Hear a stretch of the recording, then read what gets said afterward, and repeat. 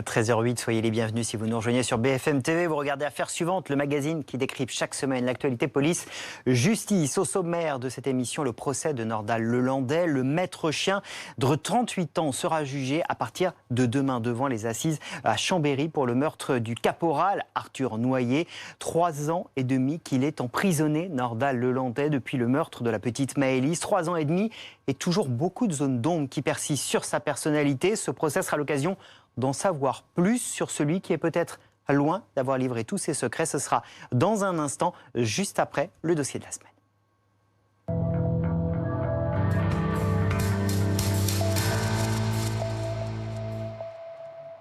Il serait plus de 20 000 militaires à avoir signé cette tribune qui génère la polémique. C'est du moins le chiffre avancé par les organisateurs de cet appel pour dénoncer le délitement de notre pays, violence, terrorisme. Ces militaires, pour certains encore en fonction, estiment que le risque d'une guerre civile initiée par des citoyens excédés est aujourd'hui possible. Propos à forte résonance quand ils émanent des rangs de l'armée. Alors qui sont ces militaires? Qui représentent-ils? Le décryptage, les témoignages, ce sera dans un instant avec nos invités, avec Dominique. Mais d'abord, les faits avec Constance Botsoen. Publiée le 13 avril dernier sur le blog Place d'Armes, cette tribune passe inaperçue jusqu'à sa publication sur le site de Valeurs Actuelles 8 jours plus tard. Une centaine de hauts gradés, plusieurs milliers de militaires, mais aussi 20 généraux la signent. Le texte dénonce un délitement de la patrie et met en garde le gouvernement français. Si rien ne change, si les périls ne cessent de croître, l'armée devra intervenir. Il n'est plus temps de tergiverser, sinon demain la guerre civile mettra un terme à ce chaos croissant. Ce texte qui fait polémique est en fait une version raccourcie du livre de l'auteur de la tribune. Ancien capitaine de gendarmerie, il est connu notamment pour avoir été responsable du service d'ordre du Front National. À un moment donné, la situation deviendra intenable. Pour nous, en fin de compte, peut-être notre défaut, c'est d'être pessimiste. Mais notre défaut, c'est peut-être aussi d'avoir une vision réaliste. La tribune a par ailleurs été publiée 60 ans jour pour jour après le putsch d'Alger conduit par 4 généraux français contre le général de Gaulle.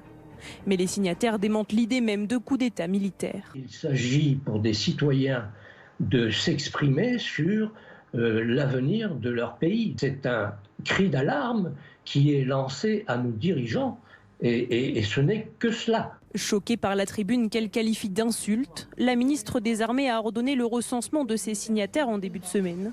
Florence Parly a également demandé au chef d'état-major des armées d'appliquer des sanctions contre les militaires concernés.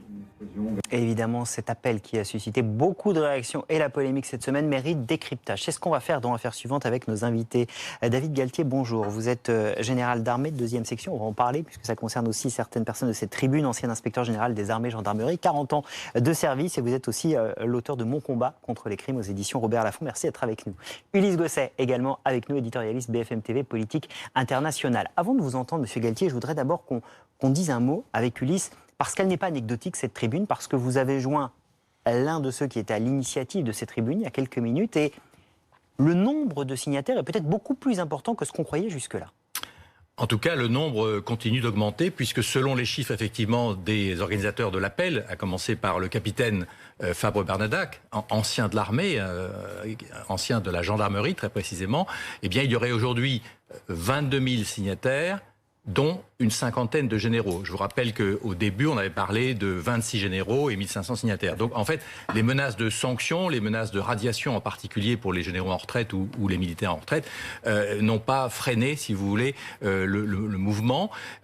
Et en fait, en réalité, l'impact de cette tribune dans les médias a fait qu'il y a toujours un vrai débat et que ça provoque des réactions un peu partout. Alors quand on dit 22 000 signataires, dont 50 généraux. Il faut rappeler qu'il y aurait au jour d'aujourd'hui 18 militaires d'actifs, donc 4 officiers, c'est-à-dire des militaires qui sont toujours sous les drapeaux, activement, et qui vont faire l'objet de sanctions. Et puis, par ailleurs, donc ceux qui sont à la retraite, une cinquantaine de généraux, et 22 000 signataires. Mais si on compare au chiffre global des armées en France, c'est 210 000 militaires. Donc on voit que les chiffres sont très peu élevés. Alors, pour les militaires d'actifs, c'est epsilonien. Et pour les militaires en retraite, si on pense qu'il y a à peu près 5 200 généraux en retraite aujourd'hui, c'est 50 sur 5 200, donc c'est très peu. Alors on va revenir sur les sanctions aussi, puisque vous commencez à l'évoquer. Avant, évidemment, en général, on a envie de vous entendre. 22 000, peut-être plus dans ces prochains jours, signataires de cet appel. Vous le comprenez ou ça vous met dans une profonde colère? Je suis plutôt en colère, car on parle de militaire. C'est quoi un militaire aujourd'hui? L'état militaire. L'état militaire, c'est être en activité ou c'est être en retraite? Là, on parle manifestement d'une immense majorité de retraités, y compris de généraux en retraite. Et on voudrait nous faire croire que les armées sont ou seraient en ébullition. Mais ce n'est absolument pas le cas. Revenons sur Terre. Il s'agit donc d'une tribune politique qui a été menée avec sans doute des objectifs assez clairs. Mais ça vous touche personnellement ou pas? Mais ça me touche naturellement. Je suis un officier général en 2e section.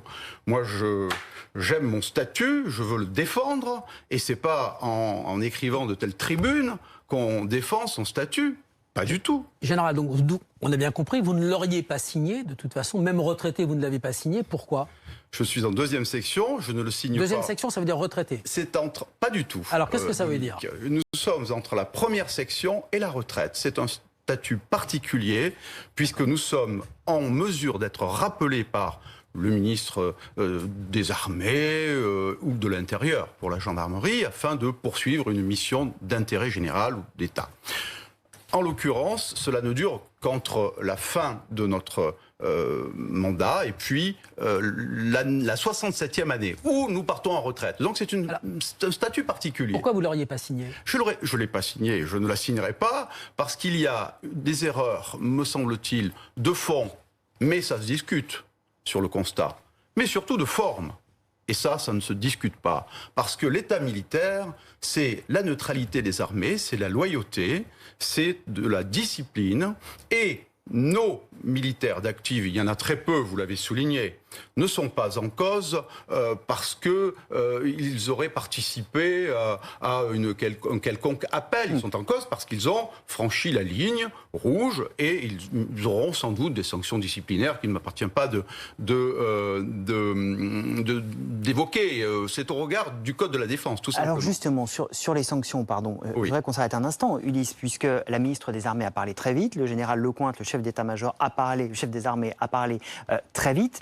Et ils ont promis des sanctions. Ça peut ressembler à quoi, ces sanctions?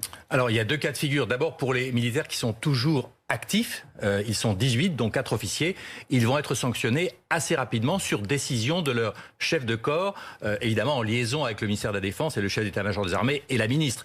Dans les 3 armes, air, terre, mer, puisqu'il y a des signataires dans les 3 armes. Donc ça veut dire concrètement que d'ici quelques jours ou quelques semaines au plus, ils risquent soit un blâme, un avertissement, ou éventuellement une dizaine de jours d'arrêt.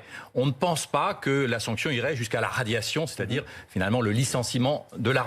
On verra quel sera le degré de sévérité. Sans doute les plus gradés seront les plus sanctionnés, comme le veut la tradition militaire. Et ça, c'est donc pour les militaires d'active. Il faut s'attendre à des décisions dans les jours qui viennent. Concernant ceux qui sont à la retraite, les généraux 2e section, eh bien, il y a un processus qui va être engagé. D'abord, il va y avoir une instruction qui va être menée par les militaires, par l'armée.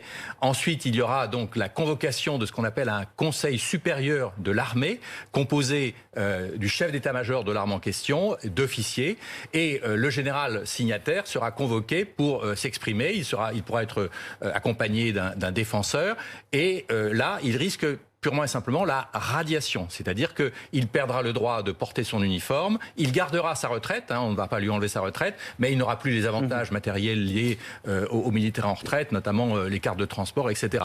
C'est surtout une mesure qui est assez humiliante, puisque le militaire qui a consacré toute sa vie à l'armée et à la défense va se retrouver dépouillé de ses attributs. Et ça pourrait prendre, et c'est là l'un des problèmes importants de cette affaire, plusieurs mois.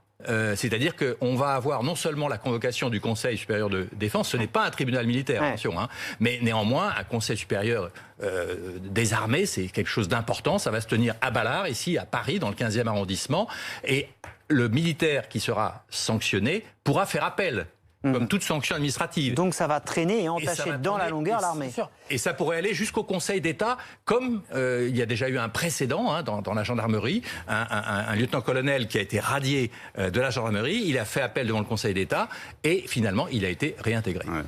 Général, vous êtes parti avec 5 étoiles vous avez été inspecteur général des armées gendarmerie, vous avez dirigé la région Provence-Côte d'Azur à Marseille, la police judiciaire de la gendarmerie. Hein. Est-ce qu'au final... de le rappeler, parce que sinon certains me reprocheraient peut-être d'avoir fait trop de bureaux. Non, vous n'avez pas fait trop de bureaux, on vous connaît bien. Est-ce qu'au final, notre société ne ressemble pas à ce qui est décrit dans cette tribune?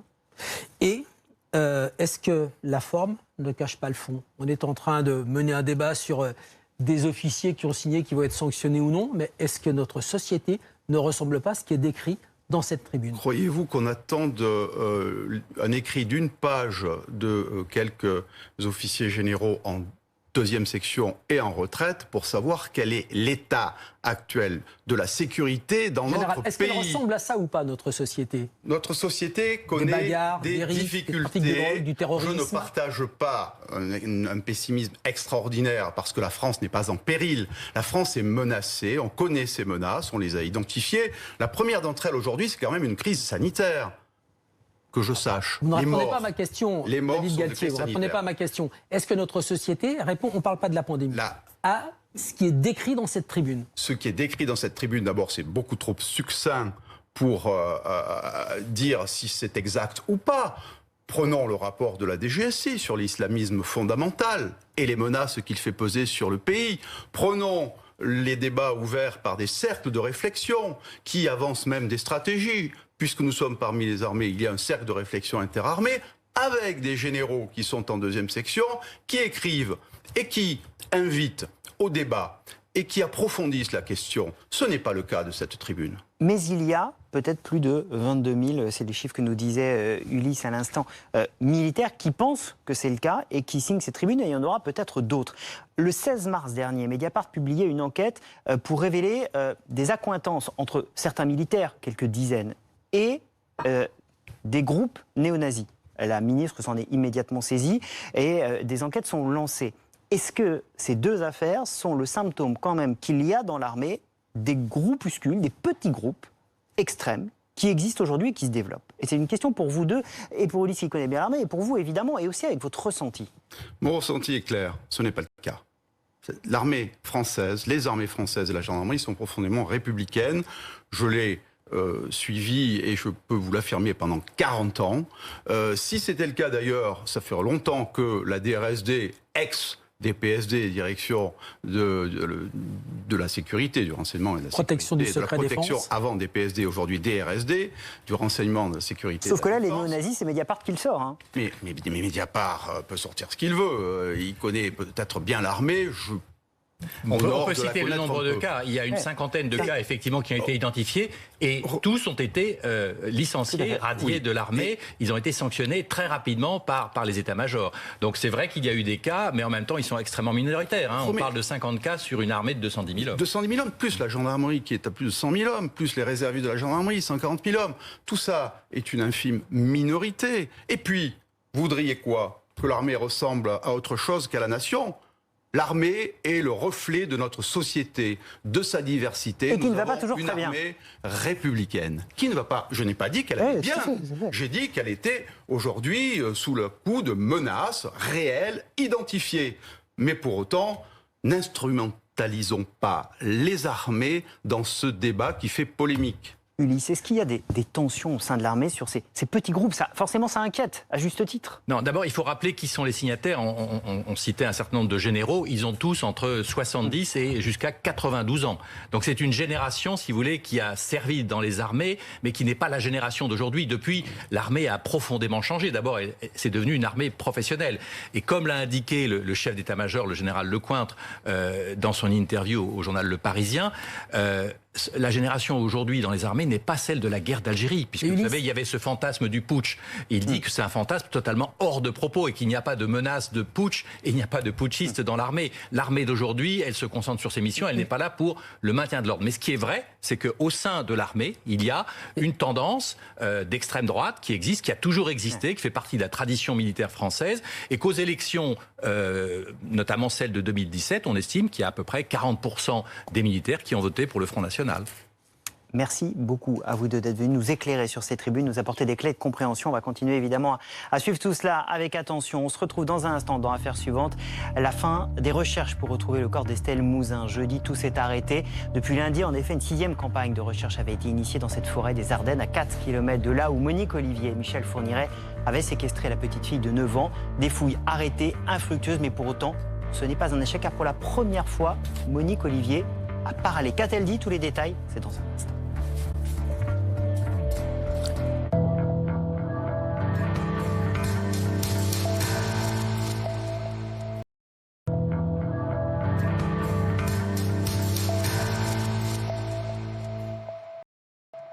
Bientôt 13h30, soyez les bienvenus si vous nous rejoignez sur BFM TV. La suite d'affaires suivantes, le magazine qui décrypte chaque semaine l'actualité police, justice. Et dans un instant, qui est Nordal Lelandais? Ce sera l'une des grandes questions au cœur du procès qui débutera demain devant les assises de la Savoie. Procès pour le meurtre du caporal Arthur Noyer en avril 2017. L'occasion d'en savoir plus évidemment sur ce maître chien accusé du meurtre de Maëlys et soupçonné de plusieurs autres meurtres. Qui est vraiment Nordal Lelandais? Ce sera dans un instant, juste après les coulisses de la semaine.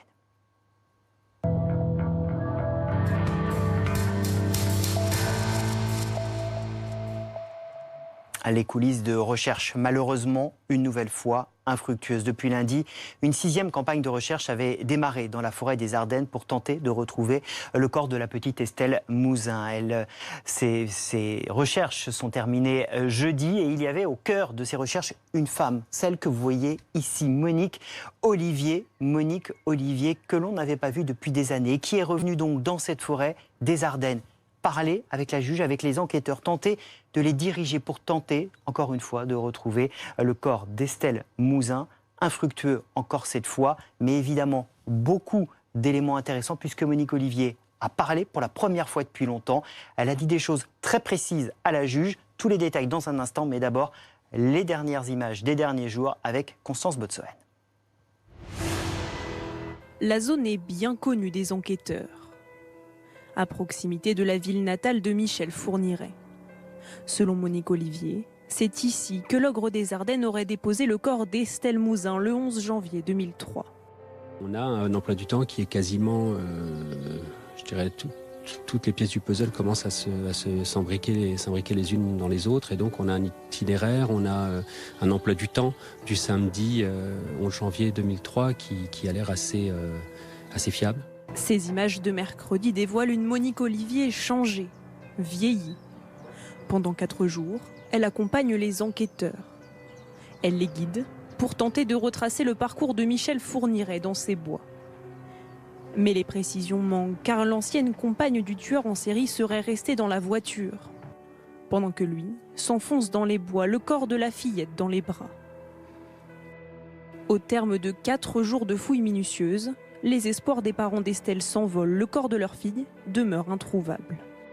Il y a évidemment une forme de déception parce qu'à chaque fois qu'on part sur des fouilles, qu'on part sur des sites, on espère trouver Estelle. Mais néanmoins, on a des éléments qui nous permettent de dire qu'on est sur les bons auteurs, qu'on a une partie du scénario, une partie des faits. Monique Olivier est aujourd'hui la seule qui puisse encore aider les enquêteurs à retrouver le corps d'Estelle Mouzin. Michel Fourniret souffre de la maladie d'Alzheimer et n'est plus en mesure de livrer ses secrets. Et avec nous sur le plateau d'affaires suivantes, Jean-Luc Poyer, bonjour. Merci d'être avec nous, on est ravis de vous accueillir. Vous êtes expert psychologue auprès de la Cour de cassation. Vous avez expertisé à plusieurs reprises Michel et Monique Fourniret. Vous êtes aussi auteur de ce livre, À l'approche du mal, chez Grasset. Évidemment, le fait que vous ayez expertisé Monique et Michel Fourniret est très précieux pour nous aider à comprendre aujourd'hui. Je voudrais d'abord vous soumettre cette image, parce que ça faisait des années qu'on n'avait pas vu Monique Olivier, et on l'a revue. On l'a revue ces derniers jours, on va voir ces images, c'était mercredi, dans cette forêt des Ardennes. On voit cette femme, vieillie, amaigrie, qui continue à dire aux enquêteurs, c'est là, à faire des gestes, à expliquer. Cette image-là, vous qui l'avez déjà vue, Monique Olivier, il y a bien des années, qu'est-ce qu'elle vous inspire? En fait, elle m'inspire une chose, en tous les cas, initialement, c'est que, quelque part, on peut dire qu'elle a pris la place de Michel Fourniret. C'est-à-dire que on peut pas exclure le fait, compte tenu de sa personnalité, et à celle également de son ex-mari, en quelque sorte, actuellement, j'ai aucune vérité, si vous voulez, c'est simplement une observation, actuellement, elle fait du Fourniret. C'est-à-dire que jusqu'à maintenant, les images qui ont été véhiculées par les médias, c'est plutôt Michel Fourniret qui participe aux fouilles, etc., et qui, effectivement, emmène les autorités dans des voies sans issue pour la plupart, si vous voulez, où manifestement il a un discours qui ne correspond pas forcément à la réalité. La seule petite différence, je pense quand même, compte tenu de la personnalité de l'un et de l'autre, à mon sens, c'est que Madame Olivier fait ce qu'elle peut actuellement. C'est elle, en quelque sorte, par rapport au couple, qui a repris la donne, si vous voulez, depuis un certain temps d'ailleurs, et c'est elle qui maintenant est sur le devant de la scène, si vous voulez. Elle a pris le rôle central. Dominique, je le disais, on la voit, et elle a aussi parlé, Monique Olivier, et elle a donné des éléments qui évidemment sont extrêmement importants, même si malheureusement on n'a pas retrouvé le corps d'Estelle. Absolument, elle a donné des éléments, Philippe, mais elle n'a pas donné assez d'éléments parce que les recherches se heurtent sur la difficulté d'établir avec précision l'emploi du temps à ce jour-là, donc on est le 11 mars 2003, du couple Fourniret-Olivier de façon précise. Et l'avocat Richard Delgenne, l'avocat de Monique Olivier, le dit lui-même, il dit si Michel Fourniret est resté 2 ou 3 heures sur place pour faire un trou, ce n'est pas pareil que s'il est resté 10 minutes. Et ça, c'est important. Alors, elle se souvient de certaines choses, elle se souvient de leur passage dans un hypermarché, mais elle n'arrive plus à refaire le parcours, minute par minute, qui permettrait de savoir plus précisément ce qu'il s'est passé et où on peut espérer retrouver le corps d'Estelle. Il y en a eu des juges sur ce dossier. Beaucoup n'ont pas réussi à faire parler Monique Olivier. Là, ça marche avec la juge Kerry. Pourquoi, d'après vous, tout d'un coup, les langues se délient un peu plus? Oui, je pense aussi que c'est important à indiquer. Je crois que cette juge-là, Madame Kéris, a compris, en quelque sorte, que ce soit Michel Fourniret d'ailleurs ou Monique Olivier, sont pas des personnes tout à fait équilibrées, évidemment, psychiquement en tous les cas. Et ils ont déjà eu des centaines d'heures d'interrogatoire, si vous voulez, et jusqu'à maintenant, en fait, on n'interroge pas Michel Fourniret, pardon, c'est un lapsus intéressant, et Monique Olivier, en fait, on les écoute ou on dialogue avec eux. Et je pense qu'elle a compris ça, si vous voulez. C'est-à-dire qu'à partir du moment où, effectivement, il y a une espèce de relation de mise en confiance qui se met en place, si vous voulez, à ce moment-là, effectivement, il donne quelques informations. On a, Jean-Luc Poirier, la justice, dans le dossier d'instruction, elle est présentée, Monique Olivier, comme une femme soumise. Vous l'avez rencontrée pendant 7 heures, 9 heures. Oui. Et elle a un quotient intellectuel de 131. Oui. C'est 2% de la population. Oui. On voyait Fourniret tout en haut, elle en bas soumise. Oui. Et finalement, ça s'est peut-être pas passé comme ça. Oui, les choses étaient peut-être sur le plateau de la balance un peu différentes. Oui, racontez-nous ça. Si vous permettez, 2005, le 6 mai 2005, je rencontre donc Madame Olivier à la maison d'arrêt de Namur, en Belgique. J'avais vu son mari la veille, si vous voulez. C'était un peu lourd déjà, mais je suis resté 7 heures avec Madame Olivier et j'avais été voir son dossier avant, son dossier d'instruction. Et effectivement, c'était véhiculé d'ailleurs dans l'inconscient collectif des Français, mais également dans les dossiers d'instruction. Madame Olivier était soumise, dépendante, influençable, impressionnable et éventuellement, potentiellement, elle pouvait également être une des victimes de Michel Fourniret. En tous les cas, elle se présentait comme ça, si vous voulez. Moi, j'ai pas du tout vu une personne comme ça, si vous voulez. J'ai vu quelqu'un d'assez manipulateur. C'est quelqu'un qui également dissimule pas mal de choses, où manifestement, elle a un quotient intellectuel, comme vous le rappeliez, M. Rizet, qui est supérieur à celui de Michel Fourniret. Leader dans le couple ? Alors ça, c'est autre chose. Je pense pas, mais en tous les cas, elle y a trouvé un bénéfice secondaire. On reste pas 20 ans avec un tueur comme ça, sans, j'allais dire, il trouvait de l'intérêt qui corresponde à sa propre histoire à elle, si vous voulez. Faut quand même bien savoir que Madame Olivier est née au sein d'une fratrie où il y avait que des garçons, dont d'ailleurs un de ses frères qui s'appelait Michel. Oui. Bon, vous savez, les psys croient pas trop au hasard, mais en dehors de ça, avec un père totalement absent, une mère alcoolique, et la seule fille de la fratrie, si vous voulez. Donc il y avait une espèce de masculinité qui se mettait en place, etc. Et elle n'y trouvait pas sa place. Elle était totalement effacée, terrorisée en quelque sorte. Donc après, si vous voulez, elle s'est émancipée relativement rapidement avec son premier mari, qui avait besoin effectivement d'une assistante pour une auto-école, etc. C'était pas forcément du tout un mariage d'amour. En tous les cas, elle le décrit pas comme ça du tout. Elle dit d'ailleurs qu'elle a jamais connu l'amour, Madame Olivier. Hein. Et puis après, elle a eu 2 enfants avec cet homme. Elle a été déchue de ses droits parentaux, ce qui est quand même pas rien non plus, hein, de ces 2 garçons, si vous voulez. Moi, elle m'a expliqué assez longuement qu'elle avait été déjà sous l'influence de son premier mari, quoi, en quelque sorte. Il l'avait prostituée, il l'a torturée également. Alors, est-ce que c'est du fantasme ou de la réalité? Ça, j'en sais rien.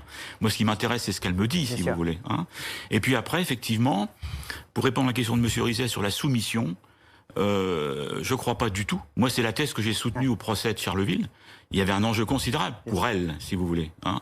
Les jurés, d'ailleurs, ont suivi. Hein. Le fait qu'en fait, moi, j'ai considéré que c'est une formule, mais qu'elle lui avait donné son permis de tuer à Michel Fourniret, si vous voulez. Parce que jusqu'à maintenant, quand on reprend l'histoire du cheminement criminel, si vous voulez, Michel Fourniret n'avait jamais tué de sang. Bien sûr. Et on voit bien dans cette affaire, d'ailleurs, qu'elle a participé, elle a reconnu avoir eu un rôle dans la disparition de la petite Estelle Mouzin. Merci beaucoup d'être venu à ce plateau d'affaires suivantes, nous aider à décrypter ces images de Monique Olivier, à comprendre aussi cette situation. Merci d'être venu sur le plateau d'affaires suivantes. Tout de suite, les invités de la semaine.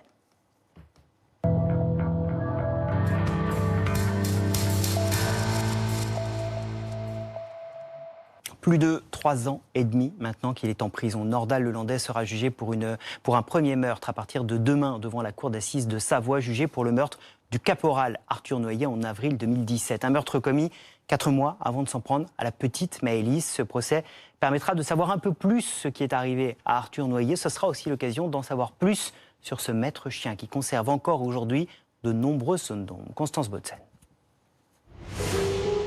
Un regard noir, une assurance froide qui ont frappé tous ceux qui ont rencontré Nordal Lelandais. La personnalité de l'ancien militaire est troublante. Les psychologues le déclarent incapable de ressentir une sensibilité morale ou un quelconque sentiment de culpabilité. Il remarque également que Nordal Lelandais désire constamment prendre l'ascendant sur les gens qui l'entourent. Lors des interrogatoires de police, l'ancien militaire ne craque pas et maîtrise tous les débats sans jamais baisser les yeux. Il n'avoue que lorsqu'il est acculé, et c'est très clairement le profil de ce personnage. Un personnage à qui même son avocat peine à faire confiance. Dans son livre, Alain Jakubowicz décrit un Nordal Lelandais en pleurs, effondré, quand il est confondu par une goutte de sang de la petite Maëlys. Mais lui aussi doute. Nordal Lelandais pleurait-il sur son sort ou sur celui de sa victime ? Les seuls regrets que l'ancien militaire a un jour évoqués étaient pour la famille Noyer, qui, à la veille de son procès, affiche un visage serein. Je n'appréhende pas de voir l'autre, d'où le savant. Et j'espère que celui qui appréhende le plus, ce sera le bon. Dès demain, et pendant 2 semaines, il sera conduit chaque jour au tribunal de Chambéry pour répondre du meurtre d'Arthur Noyer. Un procès important dont on attend évidemment beaucoup de réponses. On va essayer d'en avoir déjà quelques-unes sur ce plateau avec nos invités. Maître Fabien Rajon, bonjour. Merci d'être là. Vous êtes l'avocat de la famille de Maëlys Desarroyo. Évidemment, vous allez nous aider à comprendre la personnalité de Nordal Lelandais, nous dire aussi ce que vous attendez de ce procès pour la compréhension de ce personnage. À vos côtés, Jean-Alphonse Richard, bonjour. Bienvenue, bonjour. Journaliste, présentateur de l'Heure du crime sur RTL. Et Maître Bouloud est également avec nous, l'avocat des parents d'Arthur Noyer. Peut-être une question d'abord sur Nordal Lelandais pour vous, Jean-Alphonse Richard. Pour le resituer, ça fait 3 ans et demi qu'il est en prison. Comment se passe sa détention? Qu'est-ce qu'on a comme information de lui aujourd'hui? Écoutez, les informations, on a dit tout et son contraire là-dessus. C'est-à-dire que c'est quelqu'un qui a été très rapidement incarcéré, qui a avoué les faits, et il s'est retrouvé ensuite d'une manière assez longue dans une espèce d'unité psychiatrique près de Lyon. Là, on a dit qu'il était fou. C'est-à-dire qu'on a dit qu'il était dépressif, qu'il perdait la raison, etc. Il a été réincarcéré dans des conditions tout à fait normales, et aujourd'hui, ce n'est plus le même homme, hein, d'après ce que disent les avocats qui peuvent le croiser et le voir, évidemment. C'est à nouveau une 3e vie, presque. Il y a eu la première vie, celle où il démentait tous les faits. La 2e vie, c'est un petit peu sa vie psychiatrique, entre guillemets, ce passage à vide et cette parenthèse. Et la 3e vie, là, il a repris parfaitement ses esprits, et c'est quelqu'un qui bosse le dossier, comme le savent les avocats, d'ailleurs. Quelle personnalité, quel visage, quel homme y aura-t-il dans le box demain? C'est évidemment l'une des grandes questions. Maître Rajon, vous allez nous donner votre avis dans un instant. Je voudrais juste avant qu'on soit un instant avec Maître Bouloud. Merci de nous avoir accordé un petit peu de temps. Vous êtes, je le rappelle, l'avocat de la famille du caporal Arthur Noyer. C'est un dimanche de travail pour vous à la veille de ce procès. On avait évidemment envie de vous entendre, que vous nous parliez peut-être déjà, pour commencer, aujourd'hui de l'état d'esprit des parents d'Arthur Noyer, de toute sa famille à la veille de ce procès.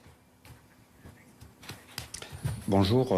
Écoutez, tout d'abord, la famille, ça serait vous mentir que de vous dire le contraire. Elle appréhende naturellement ce procès, qui sera un procès exceptionnel, mais elle est complètement déterminée et elle regardera l'assassin d'Arthur en face. Elle ne baissera jamais les yeux parce qu'effectivement, ils sont là pour obtenir la vérité. Alors, ils sont persuadés qu'ils ne l'obtiendront pas de Nordal-Lelandais, mais ils l'obtiendront de la cour d'assises.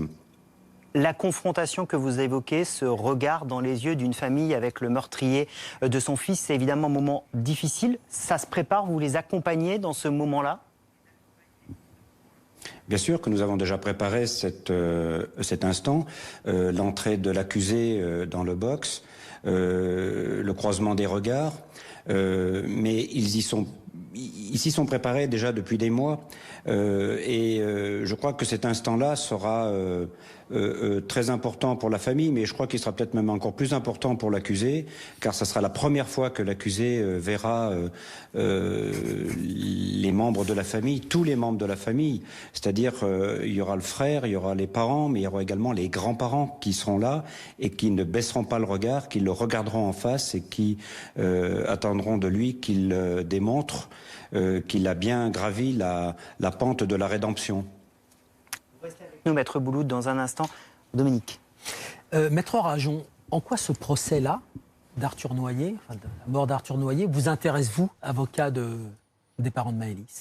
Pour plusieurs raisons. La première raison, c'est qu'un procès d'assises va se tenir avec Nordal-Lelandais, avec des familles de victimes, une famille de victimes en face.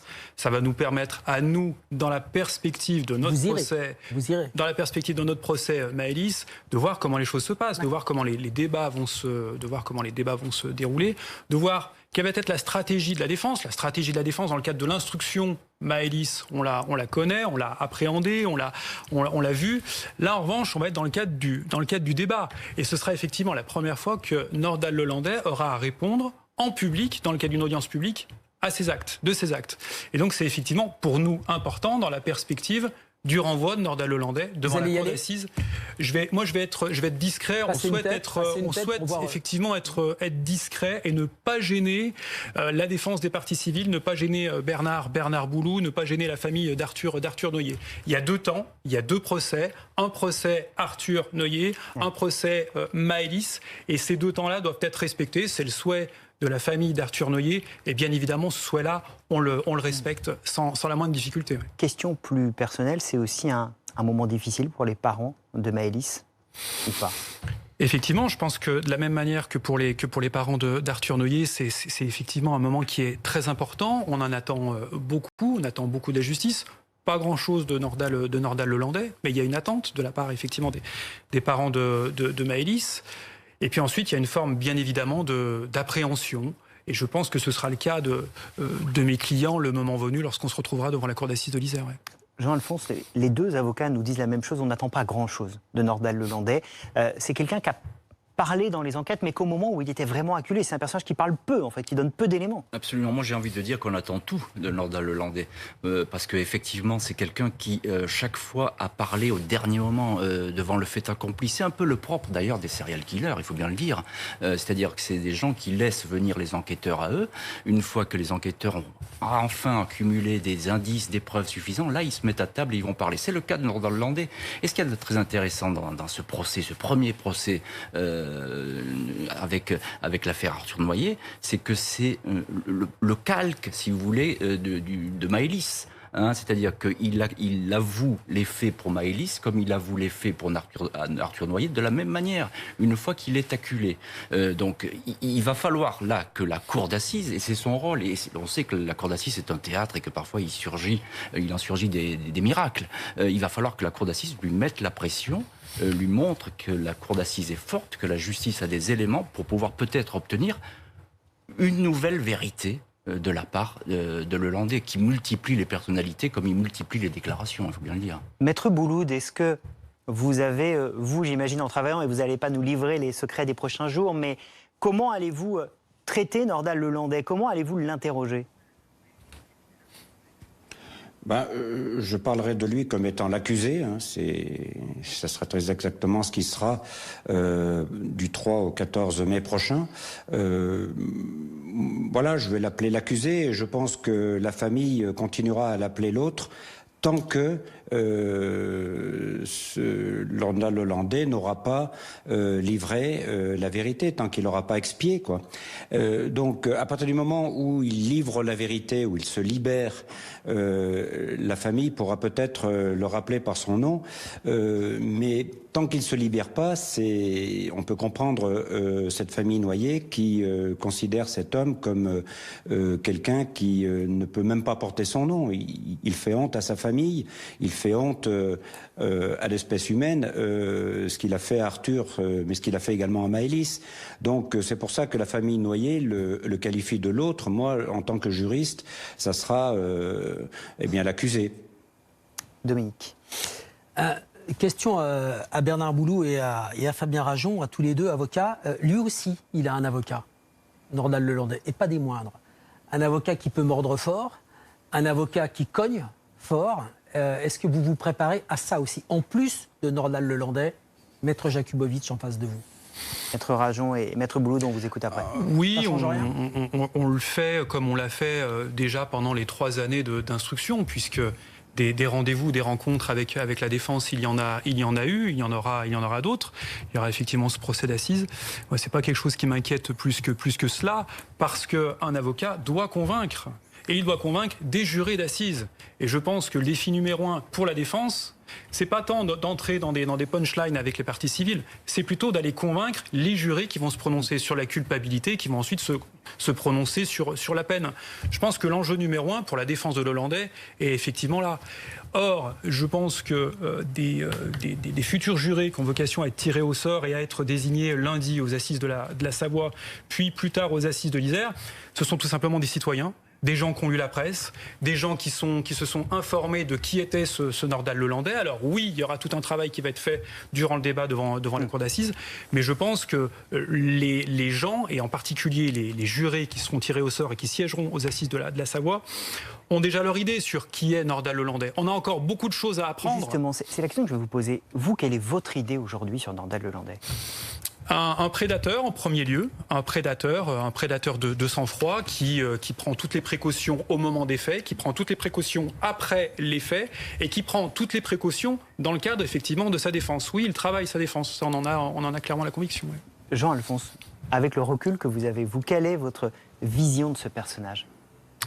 Je rejoins Maître Rajon, c'est-à-dire que c'est quelqu'un qui est beaucoup plus intelligent que ce qu'on croit. C'est quelqu'un qui est calculateur, qui a su tenir en échec les enquêteurs. C'est qui n'est pas facile lorsqu'on est en interrogatoire, en garde à vue, qui a su tenir en échec les juges d'instruction. Et c'est surtout quelqu'un qui détient aujourd'hui la vérité. Il y a une seule personne dans le dossier qui détient la vérité, c'est Nordal Lelandais. Lui seul sait exactement ce qui s'est passé avec le caporal Noyer, lui seul sait exactement ce qui s'est passé avec la petite Maëlys. Hélas, il n'y a aucun témoin. Et il n'y a pas d'indices aujourd'hui qui peuvent conforter, par exemple, une attaque sexuelle, etc., ou la manière dont les gens sont morts très exactement. Lui seul pourrait parler. Il a ce pouvoir. Et ça, c'est un pouvoir assez jouissif pour un criminel. Il sait en profiter et il sait en jouer. Je crois que c'est Maître Boulou qui nous disait sur RTL qu'il jouait avec les enquêteurs, il jouait avec les policiers, etc. Et il jouait avec les familles. Je suis tout à fait d'accord. Ça, c'est Nordal Lelandais. Maître Boulou, d'un mot, et je reprends la question de Dominique, vous avez demain toute cette pression qu'il y a autour de ce procès. Vous avez en face de vous un avocat qui défendra Nordal Lelandais. On est dans quel état d'esprit à la veille d'un tel procès ? Pour répondre précisément et de manière brève à votre question, je dirais que Nordal Lelandais a déjà cogné fort à 2 reprises et à chaque fois il a donné la mort. Je n'attends pas que son avocat suive cette voie. Son avocat, je pense, aura beaucoup à faire pour ramener Nordal Lelandais à la raison et lui permettre de se livrer et de se délivrer de cette lourde charge. Voilà ce que j'attends de mon confrère et je connais tout son talent, je sais qu'il pourra y arriver, mais cogner sur les victimes, sur les parties civiles, je crois bien que ce serait la dernière des choses à faire, surtout dans le cadre d'un procès tel que celui-là. Merci beaucoup, Maître Bouloud. On suivra évidemment ce procès Merci. à partir de demain sur BFM TV. Merci beaucoup, Maître Lajon. Merci Jean-Alphonse Richard de venir sur le plateau d'Affaires suivantes. Dominique, on se donne rendez-vous dimanche prochain pour un nouveau numéro d'Affaires suivantes. D'ici là, passez un bon dimanche sur BFM TV.